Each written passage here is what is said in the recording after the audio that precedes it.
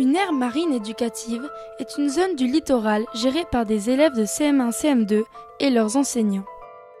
Ce concept est né en Polynésie française en 2012 suite à une idée originale proposée par des enfants.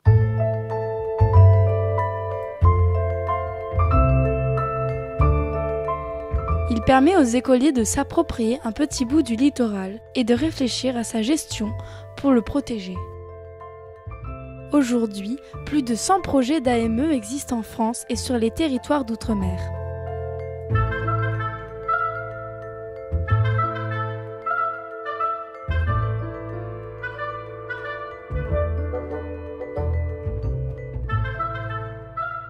Ici, à La Réunion, 4 classes ont la chance inouïe d'étudier un petit espace marin, situé juste à côté de leur école.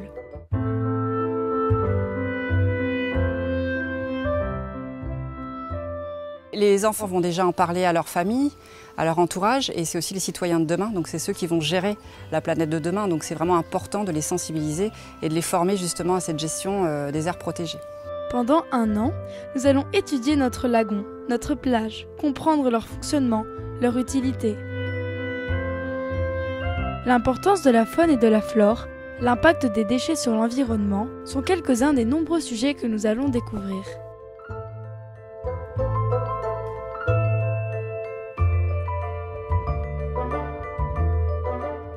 Nous allons apprendre à réfléchir, à trouver des solutions pour mieux gérer l'impact de l'homme sur notre nature et devenir de vrais citoyens du monde.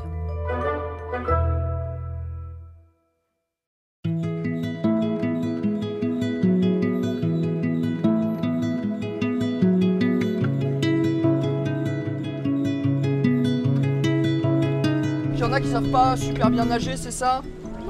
On va s'entraîner au début, on va se mettre dans l'eau, vous allez me montrer un petit peu ce que vous savez faire. De toute façon, on va rester là où on a pied, d'accord? Allez, allons-y. Grâce à notre AME, nous découvrons notre biodiversité en dessinant.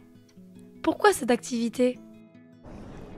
On va travailler sur ce support en plastique avec cette base de craie. On va se positionner sur le ventre et on va observer tout autour de nous et on va commencer à dessiner les contours des poissons, du corail et après on mettra la couleur. Allez, c'est parti. L'activité dessin à la mer, elle permet aux enfants d'observer tous les petits poissons qui sont dans le lagon et de pouvoir les retranscrire à travers un dessin mais sous l'eau. Donc il y a vraiment une activité d'observation et de transcription, d'interprétation en fait de leur aire marine éducative. Donc les enfants sont ravis de cette activité. Parce que la mer et la biodiversité sont notre patrimoine à tous. L'observer, l'admirer nous construit. La protéger nous implique pour un meilleur avenir.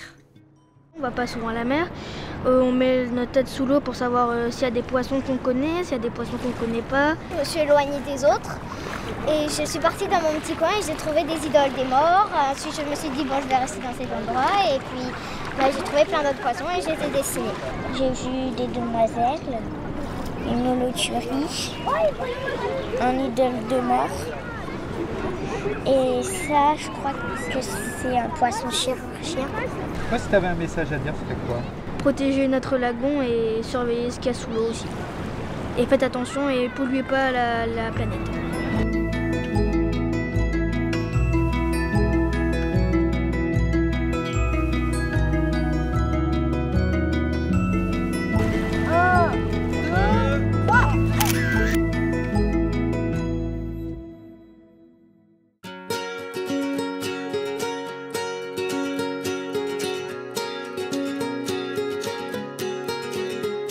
Grâce à notre AME, nous allons étudier le mouvement du sable sur nos plages. Bonjour. Mais au fait, le profil de plage, c'est quoi?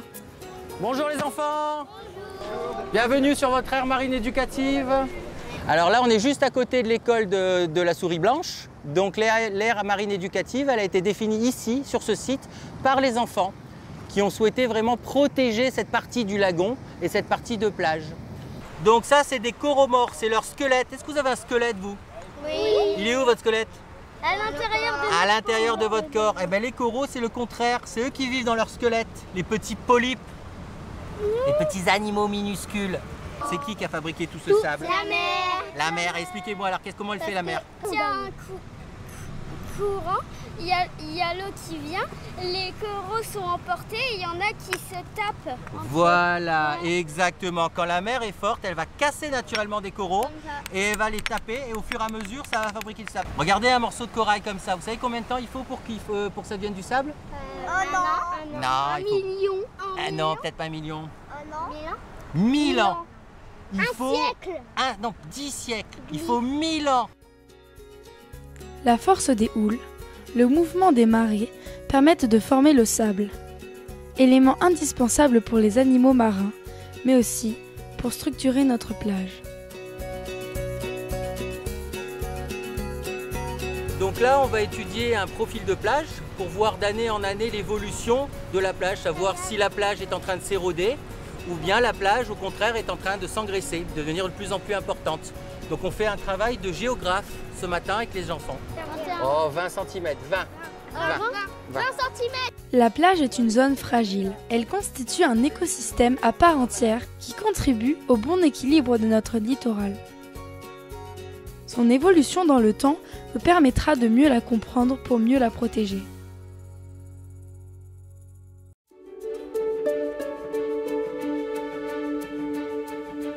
Bonjour.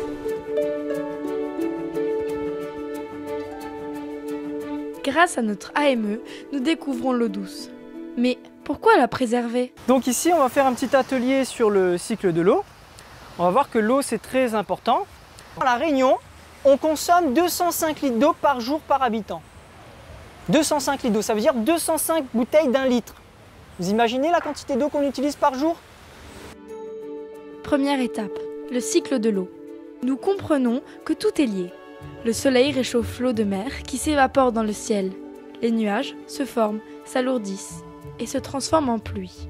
Cette pluie viendra alimenter les nappes phréatiques et les rivières avant de repartir à la mer. Ce voyage ne s'arrête jamais. Par contre, notre consommation en eau peut venir perturber ce cycle. L'eau, c'est un enjeu primordial pour demain. Il y a des ressources qui sont en baisse, on a une augmentation de la population et donc du coup, il faut trouver des solutions, il faut comprendre les enjeux au niveau de la disponibilité de la ressource en eau.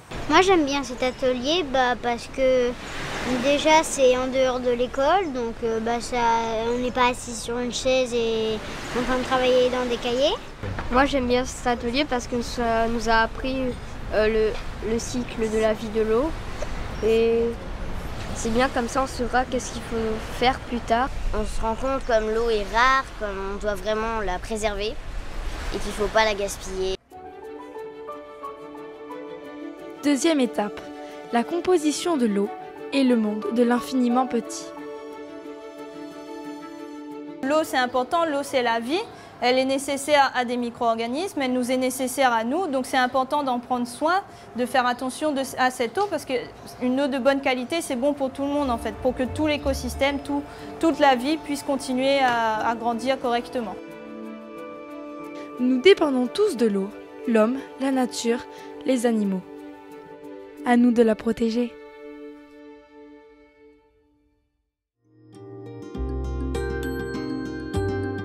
Notre AME nous fait découvrir la relation entre les plantes terrestres et les animaux marins. La revégétalisation des plages, pourquoi? Aujourd'hui, nous, on va voir pourquoi on met des plantes pour les tortues et quel est le lien, la relation entre les plantes et les tortues. Je t'écoute.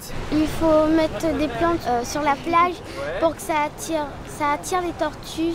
L'odorat, exactement. Elles peuvent se cacher sous les lianes quand elles descendent, quand elles naissent, les toutes petites, pour ne pas être mangées par les prédateurs. Il y a plein de fonctions que les tortues ont besoin et ces fonctions, c'est les plantes qui permettent de les avoir.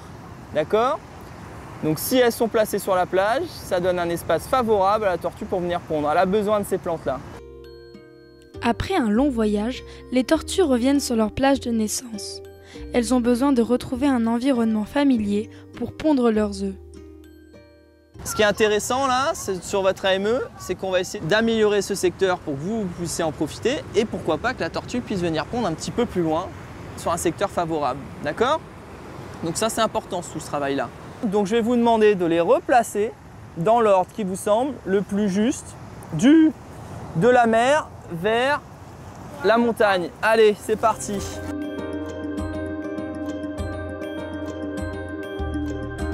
À Saint-Leu, la revégétalisation de la plage de Kélonia permet d'observer de nouvelles pontes. Un bel espoir pour les plages de nos aires marines éducatives.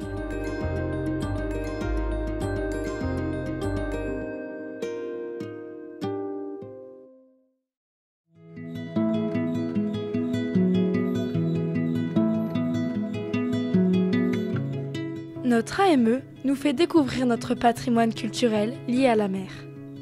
Alors, dis-moi, les fours à chaud, c'est quoi? Toute la plage, depuis l'Ermitage jusqu'à ici, a été exploitée pour faire de la chaux. À La Réunion, pendant plus de 70 ans, les hommes et les femmes ont récolté le corail. Cette activité permettait de nourrir les familles locales. Comment ils faisaient pour casser les coraux? Alors, il partait sur son petit radeau, là, tu vois, son petit radeau de zingade. Il amenait sa barre à mine, un gros bout de fer, là, très lourd. Et là, on l'a vu, il est posé comme ça. Là, il attache sur un coraux avec en ficelle son radeau pour pas qu'il bouge trop. Il descend à terre et puis, hop, il casse les gros blocs de madrépore. Comme ça, hop, c'est facile dans la mer, c'est assez léger. Donc, ils remettent, voilà, c'est des gros blocs comme ça. Ils remettent ça sur son radeau et il repart. Le corail récolté était brûlé dans les fours à chaud afin d'être transformé en mortier. Une sorte de ciment qui permit de réaliser les premières constructions en dur sur l'île.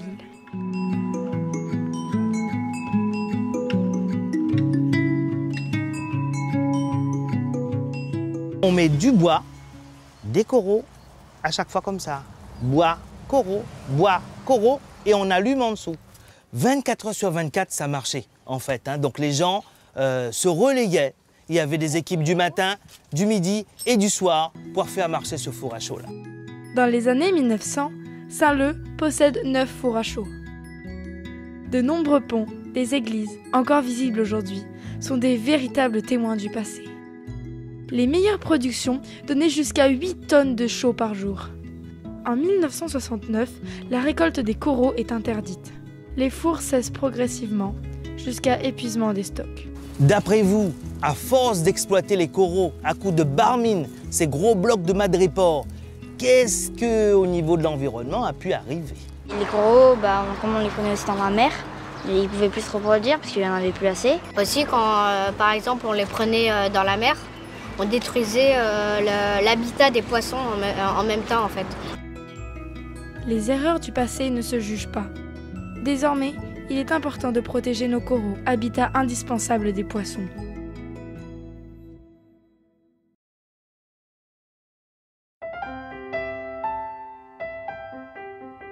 Notre AME nous ouvre aussi les yeux sur Terre. Mais comment apprendre à lire nos paysages ?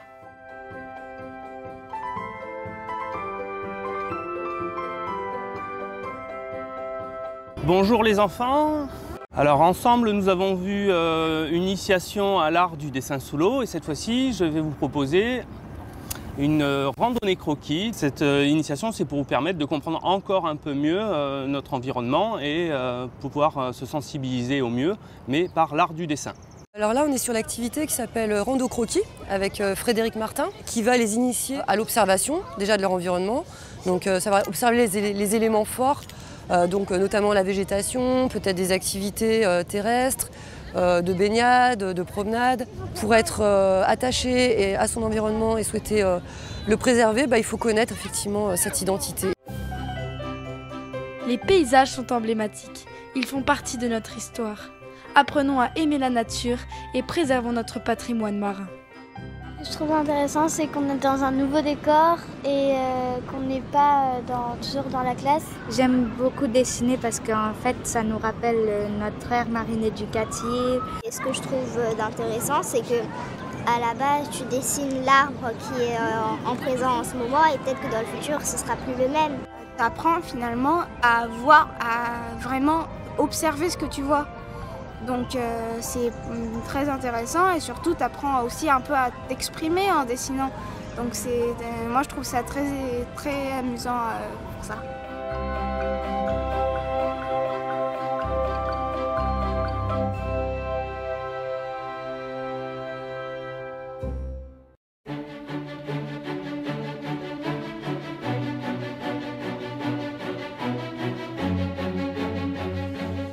Avec notre AME, nous sommes sensibilisés à la pollution de notre plage. Mais au fait, les déchets, quel impact sur l'environnement ?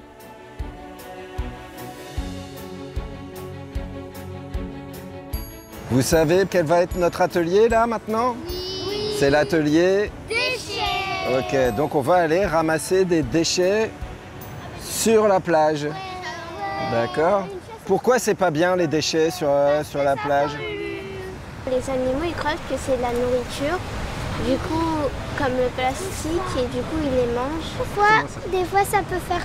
Il y a des fois des tortues, elles croient que elles mangent, elles s'étouffent et après elles meurent.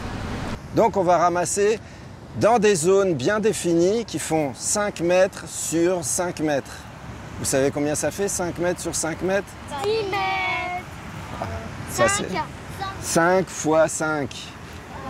25 mètres carrés. Et donc ce sont des quadras de 25 mètres carrés qu'on a installés de l'autre côté. Et on va ramasser pendant 10 minutes. Ok, on y va ? Ouais. Allez, c'est parti. Plastique, ferraille, mégots. Plus de 10 kilos ont été trouvés sur notre petit bout de plage. N'oublions pas que tout finit à la mer. Là, au début, dans les premières minutes, ils vont ramasser d'abord tout ce qui est évident. Et puis ensuite, ils vont avoir encore quelques minutes pour fouiller un peu et se rendre compte que effectivement, les déchets, au bout d'un certain temps, ils commencent à tomber en morceaux et à être mieux cachés, à aller plus profondément sur la plage.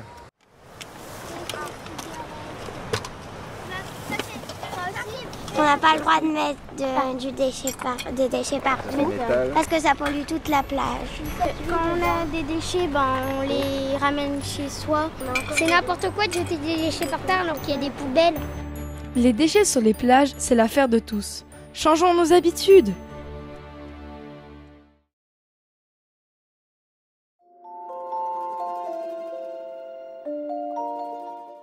Avec notre AME, aujourd'hui, nous nous transformons en scientifiques. Reef Check, c'est quoi ? Donc bonjour à tous. Est-ce que vous savez pourquoi vous êtes là aujourd'hui ? Oui. Oui ? Vous allez faire quoi aujourd'hui ? Le Reef Check. Et alors ça consiste en quoi ? Alors recenser les animaux, qu'est-ce qu'on va recenser par exemple ? Les poissons, les invertébrés et le benthos. On se met un point, on regarde sur une surface donnée. Ensuite on se met un autre point, on regarde sur une surface donnée. Et donc c'est Flo qui dira quel groupe fait quoi. Donc vous avez intérêt à être gentil avec lui. Grâce à notre AME et au programme Reef Check, nous avons appris à reconnaître la faune et la flore sous-marine.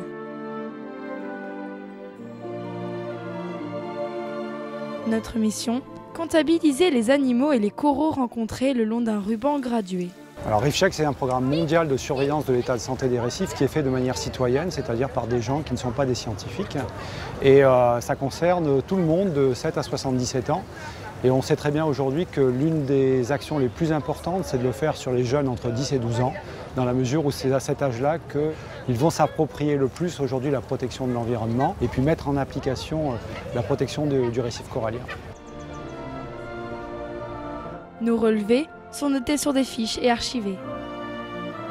Dans l'avenir, les futures classes partenaires pourront comparer les résultats et suivre l'évolution de la santé du lagon.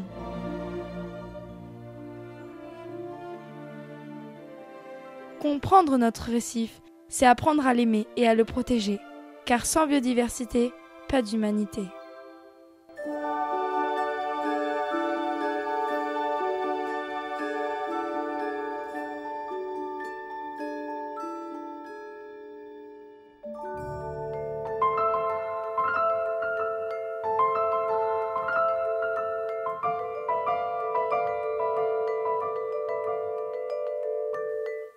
La Réunion est un hotspot de la biodiversité.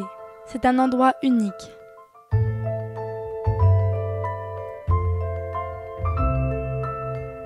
Le suivi de notre AME pendant 1 an nous a permis de récolter de nombreuses données qui seront transmises aux futures classes. Cette démarche, à la fois scientifique et citoyenne, nous a ouvert les yeux. Nous avons découvert notre environnement, notre culture. Nous avons compris les enjeux sur ce véritable terrain d'expérience.